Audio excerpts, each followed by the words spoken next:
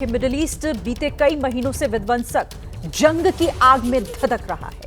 Israel और Iran के बीच जारी इस जंग का असर केवल मिडिल ईस्ट के इलाके में नहीं है, बल्कि इसका असर पूरी दुनिया पर पड़ रहा है और अब ये जंग एटॉमिक वॉर के कगार पर है। इजरायल और ईरान के बीच पिछले 72 घंटों से भीषण जंग जारी है। बैलिस्टिक मिसाइलें और घातक ड्रोन से दोनों देश एक दूसरे पर ताबड़तोड़ अटैक कर रहे हैं। इस हमले में ईरान ने इजरायल की राजधानी तेल अवीव और इजरायल ने ईरान की राजधानी तेहरान को भी निशाना बनाया। दोनों ही देशों के जो हमले हैं वो बहुत बढ़ गए हैं और जबरदस्त नुकसान भी दोनों देशों को हुआ है। इजरायल ने रक्षा मंत्रालय के बाद अब ईरानी विदेश मंत्रालय पर हमला किया, तो वहीं ईरान ने जवाबी कार्रवाई में इजरायल पर बैलिस्टिक मिसाइल से अटैक किया। इजरायल लगातार ईरानी न्यूक्लियर साइट को निशाना बना रहा है, तो ईरान की जवाबी कार्रवाई में सेंट्रल इजरायल और तेल अवीव को काफी नुकसान हुआ है। तो दोनों देशों के बीच 4 दिनों से ये जो जंग जारी है, किस तरीके से दोनों देशों को नुकसान हो रहा है, एक एक कर ताबड़तोड़ हमले दोनों ही तरफ से किए जा रहे हैं। 72 घंटे हो गए हैं, लेकिन ये जंग रुकने का नाम नहीं ले रही है, बल्कि दिन ब दिन और भीषण होती जा रही है।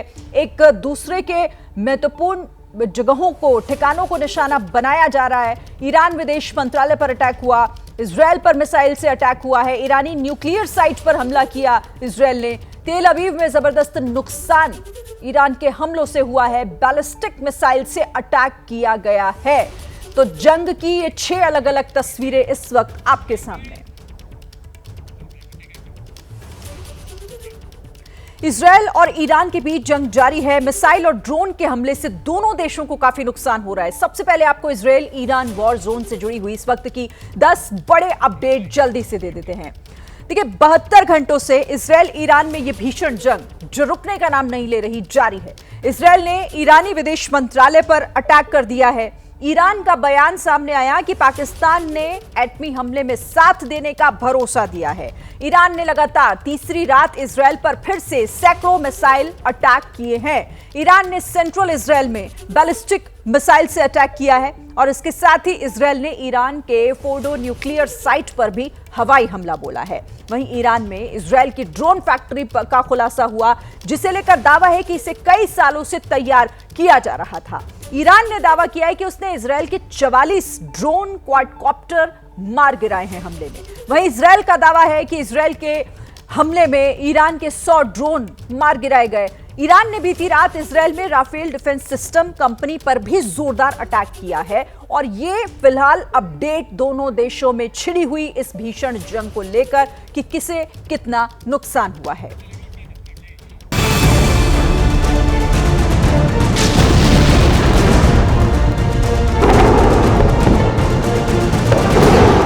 दोनों देश एक दूसरे के अहम ठिकानों पर बारूद की बारिश कर रहे हैं। तेल अवीव और तेहरान में बीते 3 दिनों से जंगी सायरन बज रहे हैं। इजरायल ईरान के रक्षा और विदेश मंत्रालय के दफ्तर पर ड्रोन से निशाना साध रहा है, तो वहीं ईरान इजरायल की राजधानी और अहम ठिकानों पर बैलिस्टिक मिसाइल बरसा रहा है। ईरान और इजरायल में चल रही लड़ाई में अब पाकिस्तान की भी एंट्री हो गई है। वही पाकिस्तान जो हर दिन ये दावा करता रहता है कि उसने परमाणु बम शब बारात में फोड़ने के लिए नहीं बनाए हैं, उस पाकिस्तान के लिए अब दावा किया जा रहा है कि वो ईरान को परमाणु हथियारों का जखीरा देगा। ये दावा किया है मोहसेन रेजाई ने, जो कि ईरान से सिक्योरिटी काउंसिल के सदस्य हैं और कह रहे हैं कि अगर इजरायल ईरान पर परमाणु हमले की कोशिश करेगा तो पाकिस्तान ईरान का पूरा साथ देगा। लेकिन दूसरी तरफ पाकिस्तान में इजरायली पीएम बेंजामिन नेतन्याहू का एक पुराना इंटरव्यू वायरल हो रहा है, जिसे शेयर करते हुए पाकिस्तान की आवाम एक दूसरे से सवाल कर रही है कि क्या ईरान के बाद इजरायल उनके देश पर हमला कर सकता है। पाकिस्तान ईरान को समर्थन सिर्फ और सिर्फ इसलिए कर रहा है क्योंकि दोनों ही इस्लामिक राष्ट्र हैं, जबकि पिछले साल यानी कि जनवरी 2024 में दोनों देशों के बीच में अदावत इतनी हो गई थी कि दोनों देशों ने यानी कि ईरान और पाकिस्तान ने एक दूसरे पर मिसाइल स्ट्राइक भी कर दिए थे। पाकिस्तान को ऐसा लगता है कि अगर निकट भविष्य में भारत के खिलाफ कोई सैन्य टकराव होता है तो वो इस तरह से ईरान का समर्थन करके बाकी सारे इस्लामिक राष्ट्रों को भारत के खिलाफ लामबंद कर सकता है। जबकि पाकिस्तान ये भूल चुका है कि भारत और ईरान के संबंध किस तरह के हैं और कितने मजबूत हैं। ईरान का ग्वादर पोर्ट तक भारत ही संचालित करता है। इजराइल और ईरान के बीच जारी जंग में कंगाल पाकिस्तान क्यों कूदा? आखिर पाकिस्तान के जिहादी जनरल ने इजराइल को चुनौती देने की हिमाकत कैसे की? एक एक सवाल को हम डिकोड करेंगे, लेकिन पहले ईरान के सिक्योरिटी काउंसिल के सदस्य का वो बयान सुनिए जिसमें वो पाकिस्तान के सबसे ताजा कीदड़ भपकी का जिक्र कर रहे हैं।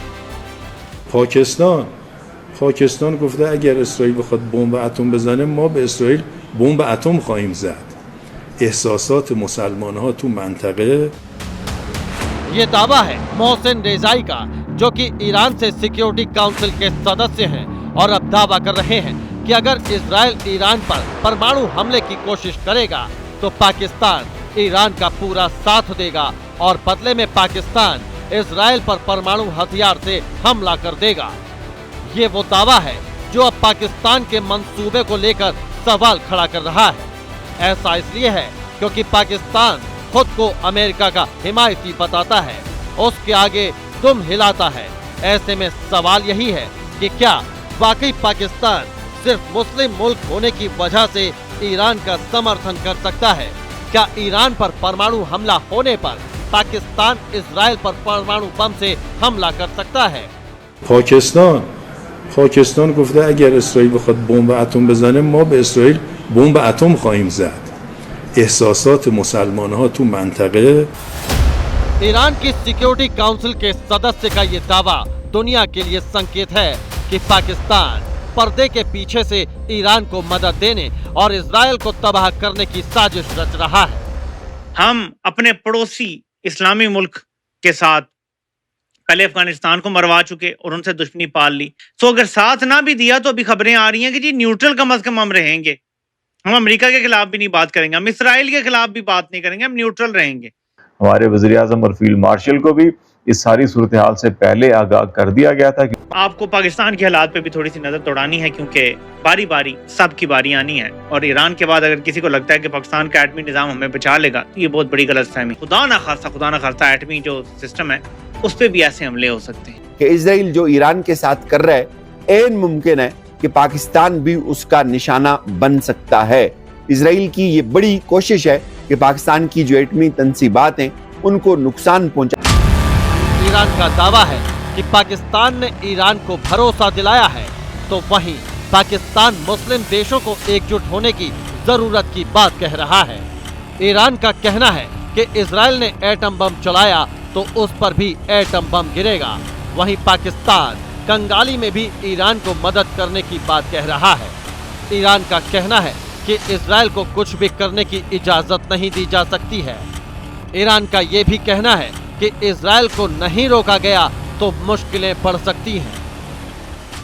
ईरान का समर्थन करके पाकिस्तान दरअसल ये भी दिखाने की कोशिश कर रहा है कि वो अपने परमाणु हथियार जरूरत पड़ती है तो वो ईरान को दे सकता है, जबकि हकीकत ये है कि पाकिस्तान में जो परमाणु हथियार हैं वो उसके हैं ही नहीं, वो अमेरिका के हैं। इस तरह से सिर्फ और सिर्फ बयानबाजी करके, यानी कि ईरान का समर्थन करना और साथ ही परमाणु हथियार दे देना, वो सिर्फ और सिर्फ इसलिए कर रहा है ताकि जो इस्लामिक राष्ट्र हैं और ईरान सहित उनसे किसी तरह से कोई फ़ायदा हो जाए और उसको किसी तरह की भीख मिल जाए, जो उसकी अर्थव्यवस्था के लिए अभी बेहद जरूरी है। एक तरफ पाकिस्तान इजराइल पर एटमी हमले की बात कह रहा है, तो वहीं पाकिस्तान के रक्षा मंत्री ख्वाजा आसिफ ने भी पाकिस्तान की नेशनल असेंबली में ईरान की मदद की बात कही थी, जिसके लिए उन्होंने सभी मुस्लिम देशों को इजराइल के खिलाफ एकजुट होने की अपील भी की थी। हमने इजराइल की स्टेट को ना रिकॉग्नाइज किया, ना उसके साथ ताल्लुकात बनाए। मैं इस ईवान की वसातत से मुकम्मल यकजहती का इजहार हम करते हैं अपने ईरानी भाइयों के साथ, और इस आजमाइश की घड़ी में हम उनके साथ हैं, हर तरीके से उनके साथ हैं। उनको जिस किस्म की ज़रूरत होगी इंटरनेशनल लेवल पे, यूनाइटेड नेशंस पे या किसी और अदारे पे या इस्लामिक कॉन्फ्रेंस के अदारे पे, कहीं भी हम उनके मफादात का जो है तहफ़्फ़ुज़ करेंगे इंशाअल्लाह ताला। वो हमारे भाई हैं, हमारे हमसाए हैं, उनका दुख दर्द, उनकी खुशियाँ, उनका गम जो है हमारे साथ जो है मुश्तरक है। पाकिस्तान अपने पड़ोसी देश के जिस समर्थन की बात कह रहा है उसके पीछे एक खौफ है इजराइल का। उसके और इजराइल ईरान जंग के बीच इस वक्त की एक बड़ी खबर, ईरान में पढ़ रहे भारतीय छात्रों को निकाला जाएगा वहां से। ईरान से भारतीय छात्रों को आर्मेनिया लाया जाएगा। विदेश मंत्री एस जयशंकर ने आर्मेनिया के विदेश मंत्री से बात की है। ईरान में 1500 से ज्यादा भारतीय छात्र पढ़ते हैं। भारतीय छात्रों में से ज्यादातर जम्मू कश्मीर के हैं जो वहां पर रहकर पढ़ाई कर रहे हैं और उन्हीं तमाम छात्रों को वहां से निकाला जाएगा। युद्ध की इस स्थिति में भारतीय छात्रों की सुरक्षा से जुड़ी हुई इस वक्त की बड़ी खबर, वो छात्र जो ईरान में रहकर पढ़ाई कर रहे हैं उन छात्रों को निकाला जाएगा। और इस बाबत भारत के विदेश मंत्री ने आर्मेनिया के विदेश मंत्री से बात की है क्योंकि इन छात्रों को ईरान से आर्मेनिया लाया जाएगा। और इस खबर पर बात करने के लिए सीधे हम रुक कर लेते हैं। हमारे साथ हमारे सहयोगी आशीष इस वक्त जुड़ गए हैं न्यूज रूम से। आशीष, अब क्योंकि हालात बिगड़ रहे हैं हर दिन के साथ, तो जाहिर है कि वहां पर रह रहे जो भारतीय छात्र हैं उनकी चिंता भी करना यहां पर बनता है और शायद इसीलिए ये फैसला। जी बिल्कुल शिरीन, और काफ़ी इसको लेकर के चिंताएं जाहिर की जा रही थी। जो वहाँ पर छात्र हैं, इंडियन स्टूडेंट्स या फिर स्टूडेंट्स ऑफ इंडियन ओरिजिन, उनके तो जो अभिभावक हैं, जो फैमिली मेंबर्स हैं, वो लगातार चिंता जाहिर कर ही रहे थे। आप देखिए तमाम पॉलिटिकल पार्टीज़ भी, अभी आपने कश्मीर का जिक्र किया, ज़्यादातर जो स्टूडेंट्स हैं वो जम्मू और कश्मीर के हैं। हमने देखा था कि चीफ मिनिस्टर उमर अब्दुल्ला ने भी बाकायदा एक्स पर पोस्ट करके निवेदन किया था भारतीय विदेश मंत्रालय और एक्सटर्नल अफेयर्स मिनिस्टर से कि किसी भी तरह से रेस्क्यू करके बाहर निकाला जाए। अब हमें ये बड़ी जानकारी मिल रही है कि विदेश मंत्रालय ने बाकायदा ईरान की सरकार को संपर्क साधा था, जिसके बाद उन्होंने उस पर रिस्पॉन्ड भी किया है सकारात्मक तरीके से। और अब ये तय हो गया है कि जितने भी इंडियन स्टूडेंट्स और Indian students of Indian origin हैं उनको बाकायदा आर्मेनिया के जरिए भारत निकालेगा। ईरान के जो इम्पैक्ट वाले एरियाज हैं वहाँ से नॉर्दूज बॉर्डर जो है आर्मेनिया का, वहाँ तक एस्कॉर्ट करके बसेस में इन छात्रों को ले जाया जाएगा और उसके बाद संभवतः उनको वहाँ से ले आया जाएगा। मैं आपको ये भी बता दूं कि पिछले कुछ दिनों से लगातार भारत रीलोकेट कर रहा था अपने करीब 10,000 नागरिक जो वहाँ पर हैं सेफर प्लेसेस पे, लेकिन ये बड़ा कदम है जो हमें जानकारी मिली है कि भारतीय जो वहाँ पर दूतावास है उसने संपर्क साधा था और अब ईरानियन सरकार के साथ मिलकर के भारतीय छात्रों को वापस निकाला जाएगा। हरियाणा के सोनीपत में मॉडल की हत्या, पानीपत के रहने वाली शीतल की हत्या कर दी गई है। सोनीपत में नहर से शीतल का शव बरामद हुआ है। बताया जा रहा है कि गला रेतकर हत्या हुई है शीतल की। पुलिस ने शव को कब्जे में ले लिया है और जांच शुरू कर दी है। तो पानीपत की रहने वाली एक मॉडल की हत्या कर दी गई। इस वक्त की बड़ी खबर, गला रेतकर हत्या हुई है। हरियाणा के सोनीपत में मॉडल शीतल की हत्या की गई और सोनीपत में नहर से शीतल का शव बरामद हुआ है। पुलिस ने फिलहाल इस मामले में अपनी तहकीकात शुरू कर दी है। फिलहाल जो जानकारी निकल कर आ रही है ये कि गला रेतकर शीतल का मर्डर किया गया। इस पर और क्या डिटेल हमारे पास सचिन हमारे सहयोगी हमारे साथ जुड़ गए हैं। सचिन, क्या अपडेट इस पर? जी देखिए, ये शव जो है ये मिला है जिसमें शीतल का शव जो है और इसकी बहन ने गुमशुदगी की रिपोर्ट भी जो है ये दर्ज कराई थी पुलिस के पास।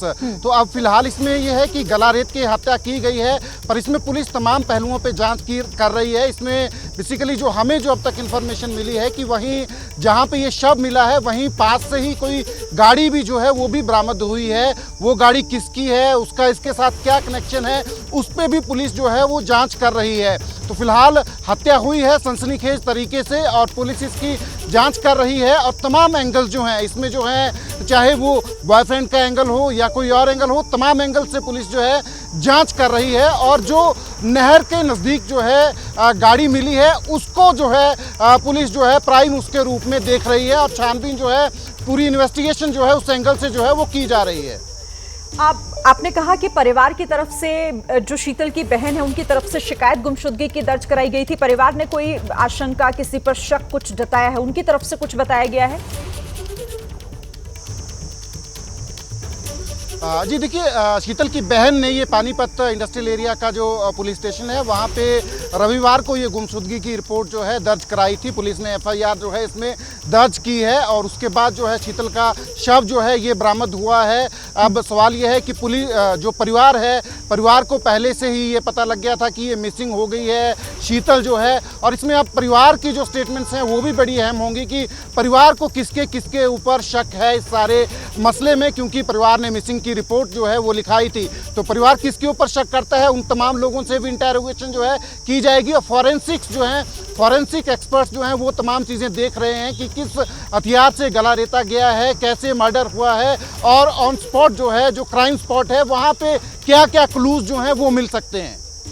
बिल्कुल, तो बड़ी जानकारी हमारे सहयोगी सचिन दे रहे हैं। अभी देखिए, इस पूरे मामले में जांच का विषय हो जाता है ये तमाम सवाल जो निकलकर सामने आ रहे हैं। आप पुलिस कुछ बता पा रही है? अच्छा, वो जो गाड़ी, क्योंकि वो बहुत महत्वपूर्ण इस पूरे केस में हो जाएगी सचिन, वो गाड़ी किसकी है? आसपास किसी ने देखा हो वहां पर उस गाड़ी को पार्क करते हुए, या कोई और इंफॉर्मेशन मिल पाई हो उससे जुड़ी हुई? जी, अभी पुलिस ने इसके बारे में जानकारी शेयर नहीं की है, पर ये इन्फॉर्मेशन आई है इस तरीके की पुलिस के सूत्रों से हमें जो जानकारी मिली है, और पुलिस जो है इन्वेस्टिगेशन जो है उस गाड़ी से कनेक्ट करके भी जो है इस सारे हत्या में जो है कर रही है। ठीक है, यानी अभी शुरुआती तौर पर पुलिस इस मामले में कुछ बता नहीं रही है, लेकिन जैसे ही जांच आगे बढ़ेगी उम्मीद है कि इसे लेकर और जानकारी मिले। लेकिन जरा मुझे इनका प्रोफाइल हमारे दर्शकों को एक बार बताइएगा। पानीपत की रहने वाली बताई जा रही हैं, मॉडल है पेशे से, और क्या डिटेल मिल पा रही है? परिवार, क्या बहन से संपर्क हो पाया है? उन्होंने क्या बताया है इनके बारे में?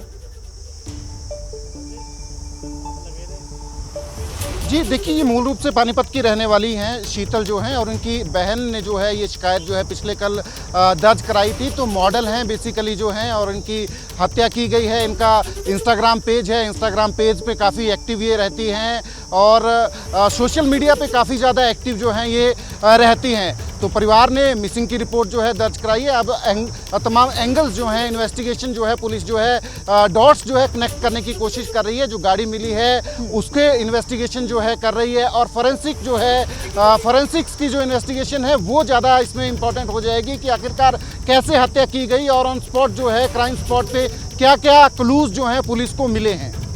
आप जो जानकारी मिल रही है सचिन, बताया जा रहा है कि ये शूटिंग के लिए निकली थी, जहां शूटिंग होनी थी वहां जा रही थी। क्या वहां पर कुछ लोग बता पा रहे हैं कि आखिर कब से गायब थी, नहीं पहुंच पाई तो किसी ने कांटेक्ट करने की कोशिश की? क्या कुछ समझ में आ रहा था उन लोगों को? यहां शीतल तक पहुंचने के प्रयास किस तरीके से किए गए, कुछ बता पा रहा है क्या कोई? जी देखिए, जो फिलहाल जो शिकायत जो दर्ज कराई गई है उसके मुताबिक ये है कि ये शूटिंग के लिए निकली थी और मिसिंग की रिपोर्ट जो है दर्ज कराई है। पर इसमें जहां शूटिंग के लिए जाना था वहां ये पहुंची नहीं पहुंची, वो जो तमाम लोग जहां पे मौजूद थे, जहां शूटिंग ये होनी थी, उनसे जो इंटरोगेशन होगी, उनसे जो पूछताछ होगी वो बड़ी अहम होगी इस सारे मसले में। पर फिलहाल इसमें जो मिसिंग की रिपोर्ट है वो क्योंकि परिवार के द्वारा ही दर्ज कराई गई थी, तो परिवार ने जब इससे संपर्क करने की कोशिश की तो संपर्क जो है नहीं हो पाया, जिसके बाद परिवार ने मिसिंग रिपोर्ट जो है दर्ज कराई है। और जहां डेस्टिनेशन था शूटिंग का वहां ये पहुंची नहीं पहुंची, वो जो वहां पे स्पॉट पे जो लोग थे उनसे जो जब पूछताछ होगी ये तमाम चीज़ें जो हैं उसके बाद स्पष्ट हो पाएंगी। ठीक है सचिन, हमारे साथ रहिए आप। ये अभी फिलहाल सवाल हैं जिनका जवाब मिलना बाकी है, लेकिन पुलिस भी इस पूरे मामले में इन्वेस्टिगेशन आगे बढ़ा चुकी है। अभी क्या कुछ कहा जा रहा है पुलिस प्रशासन की तरफ से, एक बार सुन लेते हैं जरा।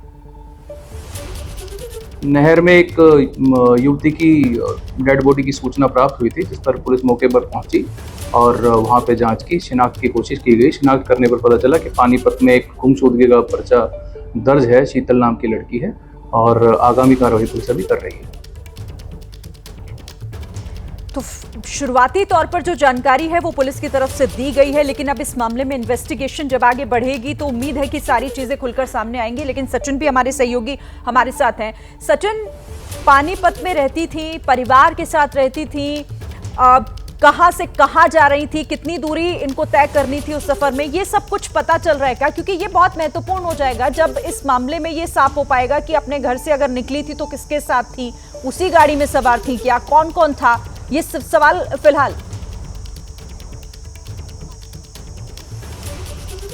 जी देखिए, इसमें जो एक बात महत्वपूर्ण जो पता चल रही है कि जो कार जो बरामद हुई है पुलिस को, वो जो है वो शीतल के बॉयफ्रेंड की है।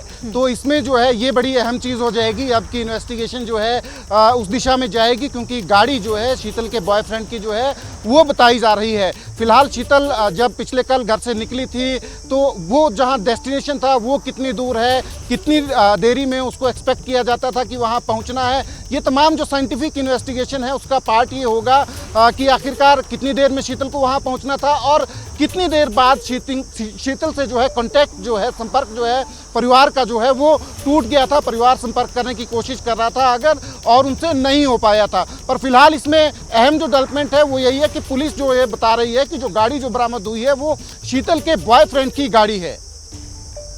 ये तो अपने आप में काफी बड़ा सवाल हो जाता है। लेकिन सचिन, अब ये बॉयफ्रेंड कौन है या फिर कहाँ है, क्या करता था, किस तरीके से, इसके बारे में अभी और जानकारी जुटा रही है पुलिस। कुछ बता पा रही है उसके बारे में? कौन है ये शख्स? जी देखिए, ये इसराना का रहने वाला सुनील है जिसकी ये गाड़ी है, जो उसका बॉयफ्रेंड बताया जा रहा है। पर अब सर्कमस्टांसिस क्या रहे हैं वहाँ पे, किन सर्कमस्टांसिस में शीतल की जो डेड बॉडी है वो बाहर मिली है, गाड़ी जो है जहाँ पे बरामद हुई है, ये तमाम जो डॉट्स हैं इन्वेस्टिगेशन जो है उनको पुलिस को जो है जोड़ना पड़ेगा। तमाम जो कड़ियाँ हैं उनको जोड़ना पड़ेगा, उसके बाद ये हत्या की गुत्थी जो है सुलझ पाएगी। परिवार के कुछ लोग बता पा रहे हैं क्या इसके बारे में, जिसको आप कह रहे हैं कि सुनील नाम के शख्स की ये गाड़ी है और वही शायद बॉयफ्रेंड भी बताया जा रहा है? किस तरीके के रिश्ते दोनों के बीच थे? क्या कोई तनाव था या कोई लड़ाई झगड़ा, ऐसी कोई बात निकल रही है सामने? जी देखिए, अभी ये इन्वेस्टिगेशन जो है इनिशियल स्टेज पे है। पर परिवार की जो स्टेटमेंट्स होंगी उसमें ये अहम होगा कि सुनील के साथ किस तरह के रिश्ते थे, गाड़ी बरामद हुई है, किन सर्कमस्टांसिस में वो वहाँ गई थी सुनील के पास जो है, और जहाँ से डेड बॉडी बरामद हुई है कार में डेड बॉडी नहीं मिली है तो बाहर जो है डेड बॉडी मिली है। तो ये तमाम सर्कमस्टांसिस जो हैं उनको इन्वेस्टिगेट जो है करेगी पुलिस। परिवार की स्टेटमेंट इसमें अहम होगी कि आखिरकार सुनील के साथ किस तरीके के रिश्ते जो हैं वो शीतल के थे। पर फिलहाल ये गाड़ी जो है ये एक अहम कड़ी जो है इस सारे मर्डर में जो है, कत्ल में जो है वो साबित होगी। अच्छा, ये इंफॉर्मेशन, ये जानकारी पुलिस को कहां से मिली कि यहाँ पर एक गाड़ी है और यहाँ पर ये जो लाश पड़ी हुई है, शव फेंका गया है, इसके बारे में किसने बताया? किसने सबसे पहले शीतल की बॉडी को देखा? जी देखिए, ये तमाम चीज़ें जो हैं, क्योंकि गाड़ी जहाँ पे बरामद हुई है ये नज़दीक है हत्या जहाँ पे ये बॉडी मिली है असल में शीतल की, तो तमाम जो एरिया है उसको तो पुलिस ने छानबीन करनी थी। वहाँ पे जो ऑन स्पॉट या उसके सराउंडिंग में जितने भी क्लूज जो हैं मिल सकते थे हत्या से रिलेटेड, वो तमाम इकट्ठे जो है पुलिस करती है। As a part of procedure ये है, और उसी में ये गाड़ी जो है मिली है, वहाँ पे बरामद हुई है। तो गाड़ी फिलहाल जो है एक अहम कड़ी जो है इसमें साबित होगी, और इसमें सुनील का क्या रोल है ये भी जो है अहम जो है इसमें साबित होगा। बिल्कुल, ये महत्वपूर्ण कड़ियां हैं, जब जुड़ेंगी तब शायद तस्वीर पूरी क्लियर होगी। आप रहिएगा मेरे साथ। लेकिन हम दो तस्वीरें दिखा रहे हैं हरियाणा से। ये खौफनाक खबर जो सामने निकल कर आई, जहां पर एक मॉडल जिसका नाम शीतल बताया जा रहा है, जिसका मर्डर कर दिया गया, हरियाणा की मॉडल शीतल का मर्डर। दूसरी तस्वीर, सोनीपत में नहर से शव बरामद हुआ है, पहचान टैटू से हुई है, और उसके बाद अब आगे की इन्वेस्टिगेशन शुरू हो गई। जो टैटू बने हुए थे हाथ पर और नेक पर, उससे पहचान हुई कि यही शीतल है। बताया जा रहा है कि शीतल की बहन ने गुमशुदगी की रिपोर्ट दर्ज कराई थी।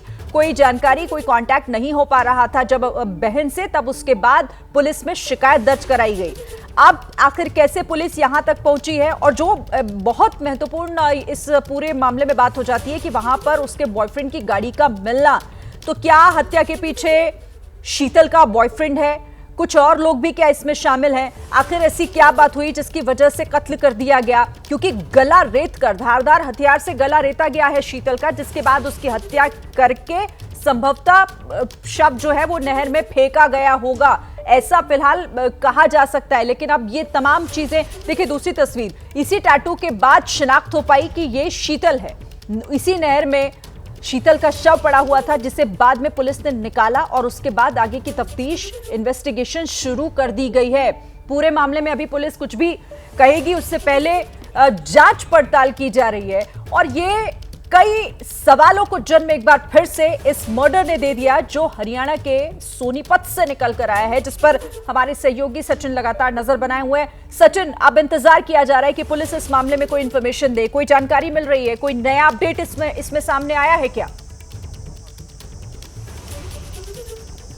जी देखिए, इसमें एक और जो जानकारी है कि जो शीतल है, शीतल की तरफ से नेहा को फ़ोन किया गया था कि उसका बॉयफ्रेंड उसे पीट रहा है। इस तरीके की जानकारी जो है वो सामने आ रही है और उसे ज़बरदस्ती जो है कार में बिठा के ले जा रहा है और उसके बाद फ़ोन जो है वो कट जाता है और परिवार की तरफ से उसके बाद जो है संपर्क करने की जब कोशिश की गई तो संपर्क जो है नहीं हो पाया शीतल से, जिसके बाद जो है परिवार ने शिकायत जो है मिसिंग रिपोर्ट जो है वो दर्ज कराई थी। तो इसमें यह भी अहम हो जाता है कि जब फ़ोन जो है नेहा को जो बताया जा रहा है कि आता है शीतल की तरफ से कि उसका बॉयफ्रेंड उसको पीट रहा है और उसे ज़बरदस्ती जो है लेके जा रहा है, तो ये भी नेहा की जो स्टेटमेंट है, नेहा के जो एज ए विटनेस जो है स्टेटमेंट है, ये बड़ी अहम हो जाएगी। अगर फ़ोन आया शीतल का तो कितने बजे फ़ोन आया और उसकी लोकेशन जो है शीतल की उस वक्त वो कहाँ थी जब उसको फ़ोन आया, तो ये तमाम कड़ियाँ जो हैं ये जुड़ेंगी और उसके बाद ये जो मर्डर की जो हत्या की जो कहानी है वो सुलझेगी। पर फिलहाल इसमें ये बड़ी अहम डेवलपमेंट है, एक तो गाड़ी का मिलना, उसके बॉयफ्रेंड की गाड़ी का मिलना, और दूसरा जो बताया जा रहा है कि नेहा को फ़ोन आया था, उसकी बहन को फ़ोन आया था शीतल की तरफ से कि उसका बॉयफ्रेंड उसको पीट रहा है। तो ये अहम हो जाएगा कि ये सारे सर्कमस्टांसेस जो हैं क्या रहे हैं जिनके चलते जो है कि शीतल का मर्डर हुआ है। ये तो बहुत महत्वपूर्ण, और ये दो जो कड़ियां फिलहाल जुड़ रही हैं ये तो इशारा इसी तरफ कर रही हैं कि कहीं ना कहीं जो मर्डर हुआ है या फिर जो कुछ भी शीतल के साथ हुआ उसके पीछे कहीं उसके बॉयफ्रेंड का हाथ तो नहीं, क्योंकि उसकी गाड़ी मौके पर मिलना, और जिस तरह से हमारे सहयोगी बता रहे हैं सचिन कि बहन को कॉल किया गया था और ये कहा गया था शीतल की तरफ से कि उसके साथ मारपीट हो रही है, उसका बॉयफ्रेंड उसे गाड़ी में जबरन बैठाकर कहीं ले जा रहा है, जिसके बाद फोन कट जाना और उसके बाद सीधे शीतल का शव बरामद होना। आप सचिन, अब बहन ही काफी सारी चीजों को लेकर जो है वो जवाब दे सकती है, क्या ये भी पता चल पाया है कि आखिर कहां ले जाया जा रहा था? क्योंकि अभी तो थोड़ी देर पहले ये सूचना मिल रही थी कि शूटिंग पर जा रही थी शीतल और वहीं से फिर वो गुमशुदा हो गई, लेकिन अब बताया जा रहा है कि बहन को कॉल किया था उसने और ये बताया कि बॉयफ्रेंड उसके साथ मारपीट कर रहा है, उसे ले जा रहा है जबरदस्ती कहीं।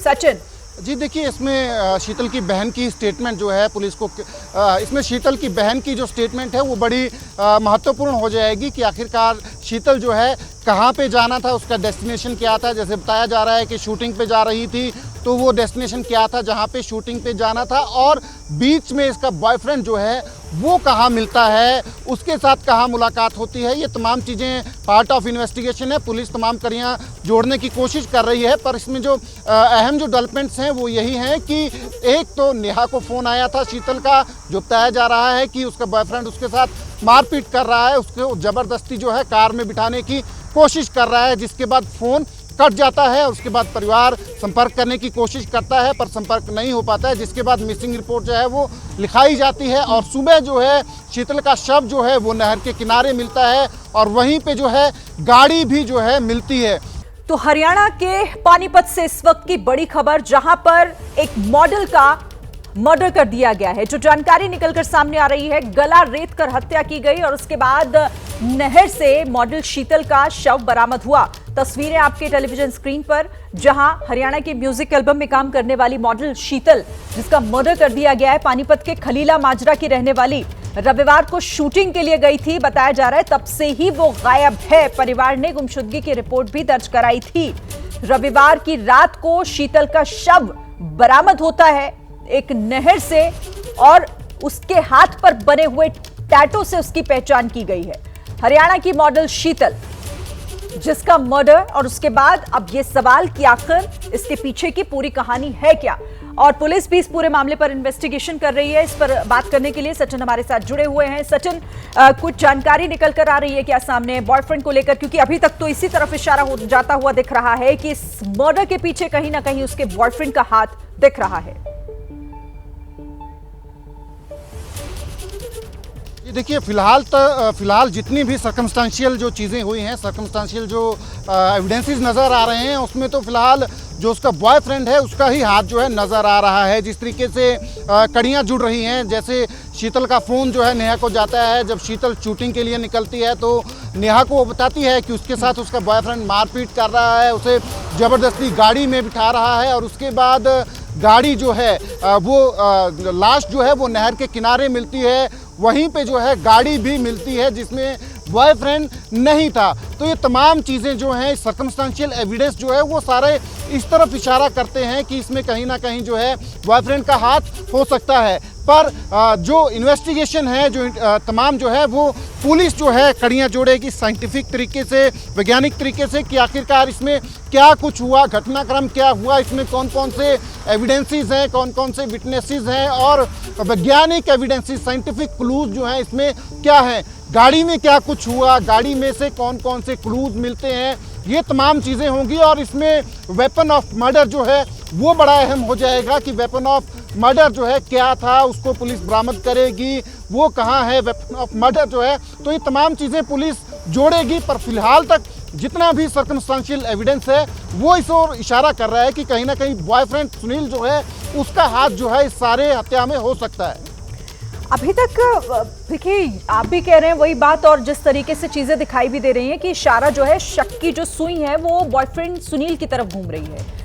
इसके बारे में कुछ पता चल पाया? इसका बैकग्राउंडर क्या है, मतलब ये कहाँ से है, कौन है, क्या करता था, कब से सोना इसको शीतल को जानता था, कुछ पता चल रहा है?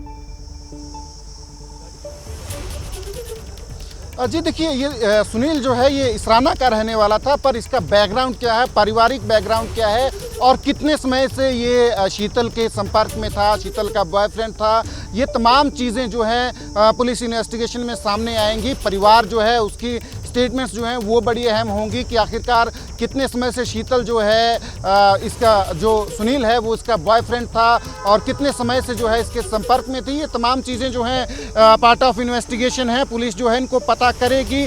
और अगर इनके रिलेशंस जो हैं वो ख़राब भी हुए हैं, जिस तरीके की ये तमाम सर्कमस्टेंशियल एविडेंसेस जो हैं वो इशारा कर रहे हैं, तो वो क्यों हुए हैं, किन बातों पे ये तमाम जो है लड़ाई इनके बीच में हुई है, जिस तरीके से फिलहाल तक तमाम सर्कमस्टेंशियल एविडेंस है वो इशारा कर रहे हैं, तो ये पुलिस जो है इसकी जांच कर रही है। और फिलहाल पुलिस की तरफ से जो है उसको पकड़ने के लिए, अरेस्ट करने के लिए तमाम कोशिशें जो हैं वो की जा रही हैं। रात के समय सुनील जो है वो गाड़ी छोड़ के वहाँ से भाग गया था, जहाँ पे ये बॉडी जो है रिकवर हुई है, वहीं पे नज़दीक ही जो है गाड़ी भी रिकवर हुई है, पर उसमें सुनील मौजूद नहीं था, वो वहाँ से भाग गया था। ये तमाम चीज़ें जो हैं साफ साफ इशारा कर रही हैं, सर्कमस्टेंसेस जो हैं वो इशारा कर रहे हैं। पर सवाल यही है कि पुलिस जो है साइंटिफिक तरीके से इन तमाम कड़ियों को जोड़ेगी, एविडेंसेस, विटनेसेस, तमाम चीज़ें जो हैं इस केस में, क्योंकि जब केस जो है चलेगा तो ये तमाम एविडेंसेस, विटनेसेस जो हैं वो अहम होंगे। और खासकर वेपन ऑफ मर्डर जो है वो क्या था, वो भी एक अहम चीज इसमें रहेगी।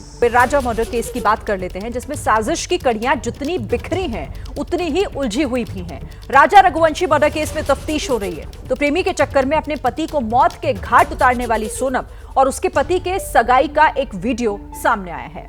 सगाई के वीडियो में सोनम का भाई राजा और अपनी बहन को मिठाई खिलाता हुआ नजर आ रहा है। दूसरे वीडियो में सगाई के बाद राजा और सोनम एक दूसरे को केक खिलाते हुए दिख रहे हैं। तीसरा वीडियो भी सगाई के बाद का ही है, जब राजा और सोनम अपनी सगाई को डांस कर सेलिब्रेट कर रहे हैं। वीडियो में देख सकते हैं आप कि ऐसा कहीं से भी नहीं लगता कि सोनम राजा को नहीं किसी और से प्यार करती है और शादी के बाद उसकी इस तरीके से हत्या करा दी। ये 3 तस्वीर, सोनम राजा की सगाई का ये वीडियो जिसमें सोनम का भाई दोनों को मिठाई खिला रहा है पहली तस्वीर में।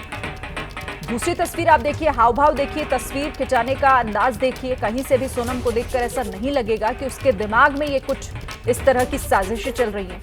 तीसरी तस्वीर डांस की है, जब सगाई हो जाने के बाद उस मूवमेंट को सेलिब्रेट करते हुए दोनों अपने परिवारजनों के साथ दिखाई दे रहे हैं।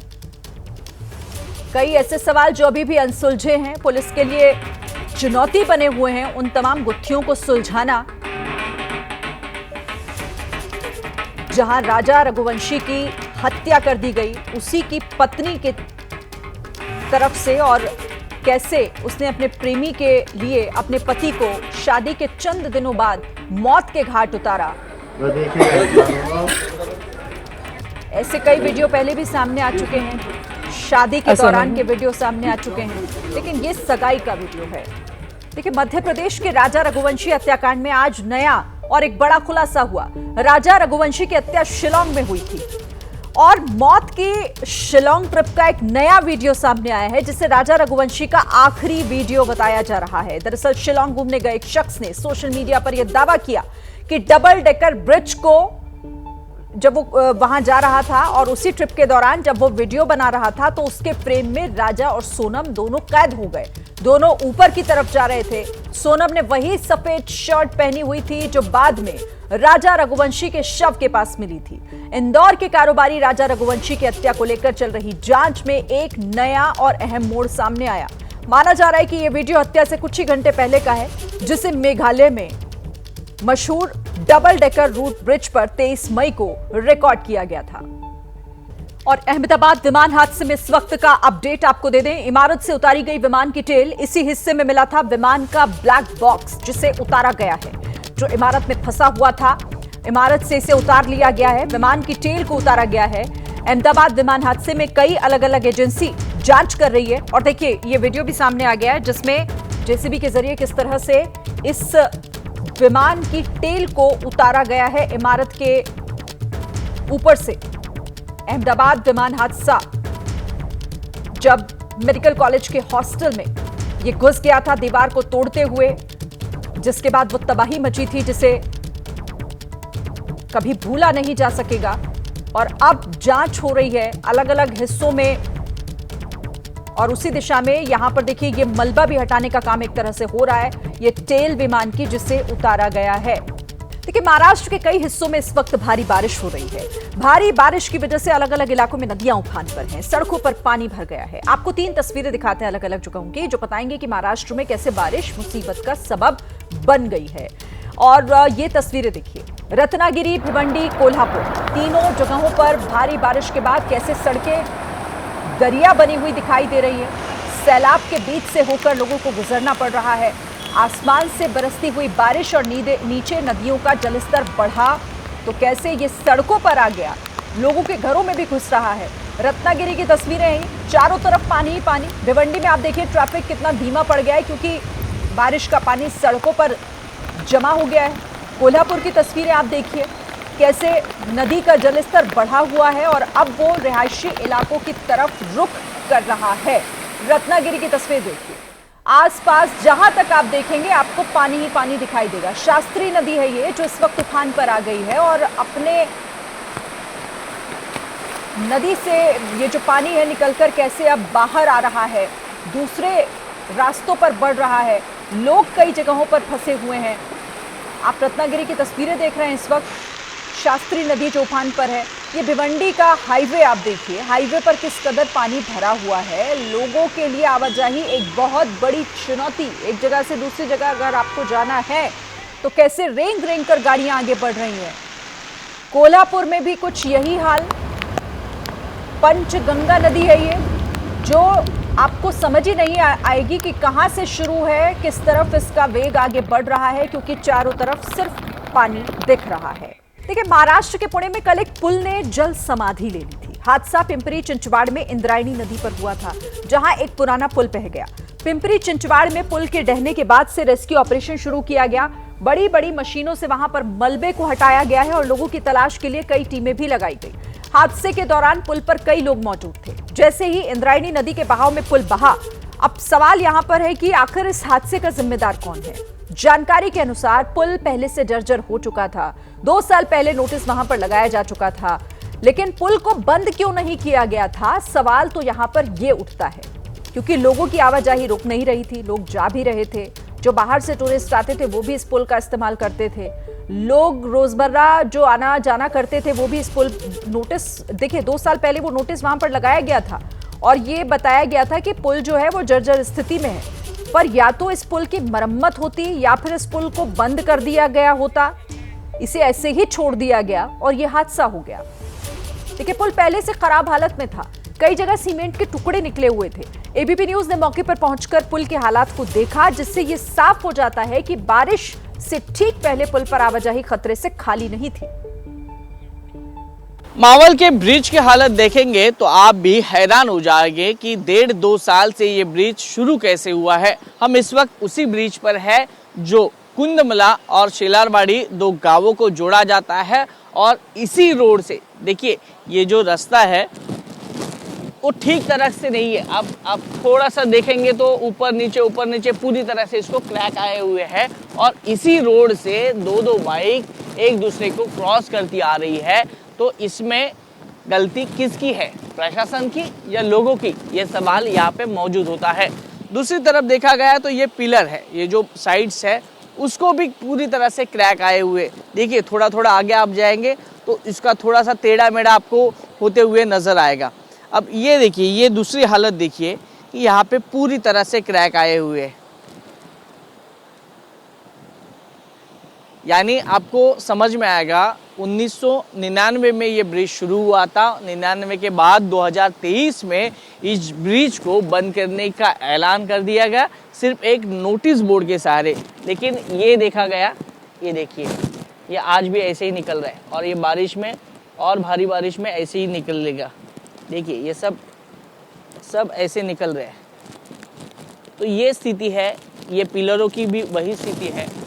तो जब ऐसे हालात में अगर कोई ब्रिज है तो सवाल यही उठता है ये पूरी तरह से बंद क्यों नहीं गया था। और दूसरी बात, अगर ये टूरिस्ट स्पॉट है तो टूरिस्ट को यहाँ पे जानकारी देने के लिए कोई है प्रशासन का आदमी या नहीं था। अगर 40-50 लोग एक ही जगह पर जमा होंगे और 4-4 बाइक एक दूसरे को क्रॉस करेगी और ये ब्रिज पुल पूरी तरह से टूट जाता है तो इसके लिए जिम्मेदार कौन है, प्रशासन या टूरिस्ट? टूरिस्ट यहाँ पे घूमने के लिए आते हैं, फैमिली के साथ आते हैं, इस मौसम का आनंद लेने के लिए आते हैं, लेकिन उनको यहाँ पे गाइड करने के लिए एक प्रशासन का अधिकारी होना बहुत ज़रूरी था, जो उस वक्त वहाँ पे था या नहीं, ये पूरा इंक्वायरी का सवाल है। लेकिन जो हालत हम ब्रिज की दिखा रहे हैं वो देखते ही समझ में आता है कि ये ब्रिज कितना धोखादायक है। तो सवाल यही है कि इस ब्रिज दुर्घटना में प्रशासन जिम्मेदार है या यहाँ के टूरिस्ट? इस घटना से कुछ दिन पहले प्रशासन की तरफ से एक बोर्ड लगाया गया था। अब सवाल है कि क्या सिर्फ बोर्ड लगाने से प्रशासन की जिम्मेदारी खत्म हो जाती है? आखिरकार प्रशासन ने बोर्ड लगाने के बावजूद भी इतनी भीड़ क्यों जमा हुई और ये हादसा क्यों हुआ, ये जान लेते अपने स्थानीय रिपोर्टर है नजीब मुल्ला जी, उनसे बातचीत करके जान लेंगे। नजीब, क्या लगता है, आप इतने सालों से यहाँ पे कवरेज कर रहे हैं, यहाँ पे जिस प्रकार की भीड़ हो गई, प्रशासन ने बोर्ड भी लगाया है और यहाँ से बाइक जाने के लिए भी बनाई की गई, तो ऐसे में आपको क्या लगता है कौन जिम्मेदार? देखिए, ये हादसा आज मतलब कल हुआ है, लेकिन ये जो पर्यटक है ये सिर्फ कल नहीं आए थे, पिछले कई सालों से यहाँ पे पर्यटक आते हैं, क्योंकि ये टूरिज़्म पॉइंट है और यहाँ पे काफ़ी पैमाने पे लोग जो है हमें नज़र आते रहे हैं। और यहाँ पे कई लोग जो है वो बहकर भी गए हैं, जो सेल्फी निकालने के लिए आते हैं, जिनको इस इलाके का अंदाज़ा नहीं है, वो पानी में जाते हैं और उनको पता नहीं चलता है कि कहाँ पे गहराई है। तो इसके चलते वो कई सारे लोग यहाँ पे अब तक बहकर गए हैं, ये मालूम है, प्रशासन को भी मालूम है। और इसी कारण ये जो ब्रिज है ये 1990 में बनने शुरू हुआ था और 1993 में ये शुरू हो गया, यहाँ पे लोग आने जाने शुरू हो गए। लेकिन 2023 में पता चला कि ये ब्रिज थोड़ा अभी गिरने की संभावना है, इसके कारण 1.5-2 साल पहले ये ब्रिज बंद किया गया। नोटिस भी प्रशासन ने यहाँ पे लगाई है, लेकिन सिर्फ प्रशासन ने उनका काम किया, उसके बाद यहाँ पे लोगों को रोकना ये भी जिम्मेदारी प्रशासन की थी। लोग उतने यहाँ पे प्रशासन के दिखाई नहीं देते हैं। दूसरी बात यह है कि 200 से 300 लोग रोज़ यहाँ पे नज़र आते हैं, तो ये 2 या 3 प्रशासन के लोग कैसे उनको रोक पाएंगे? और जिम्मेदारी लोगों की भी है, क्यों हम जान से खेलेंगे? आपको पता है अगर ये ब्रिज बंद है, नोटिस लगाया है, तो फिर लोग भी यहाँ पे जाते हैं और यहाँ पे जान से खेलते हैं। और कल यही हादसा हुआ, लोग जान से खेल रहे थे और ब्रिज गिर गया, जिसमें 4 लोगों की जान गई, 50 लोग बच गए हैं, ये अच्छी बात है, लेकिन 4 लोगों की जान गई, ये जान है। और इसमें जितना प्रशासन जिम्मेदार है, उतना जो लोग यहाँ पे टूरिस्ट आते हैं वो भी जिम्मेदार नजर आते हैं। प्रशासन की तरफ से नोटिस लगाकर पुल का इस्तेमाल ना करने की अपील की गई थी, लेकिन बावजूद इसके लोग इस पुल पर बाइक का भी इस्तेमाल कर रहे थे और जब पुल पर लोग इकट्ठा हुए तो फिर यह हादसा हो गया।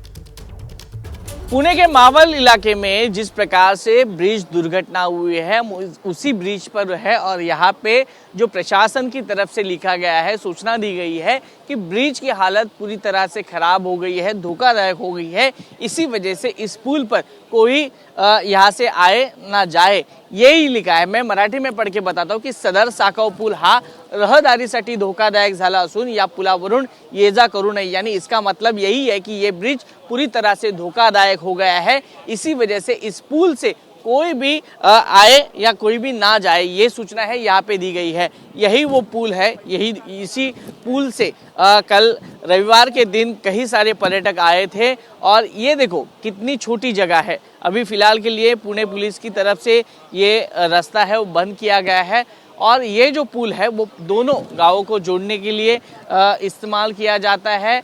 और ये जो इंद्रायणी नदी है, देखो इसका उगम है वो लोनावला से होता है, तो लोनावला से होते हुए ये पुणे, देहू, आलंदी और उसी तरफ बारामती की तरफ जाती है।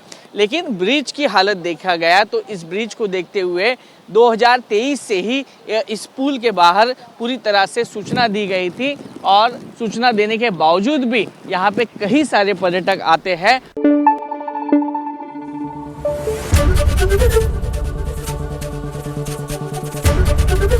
एबीपी न्यूज आपको रखे आगे।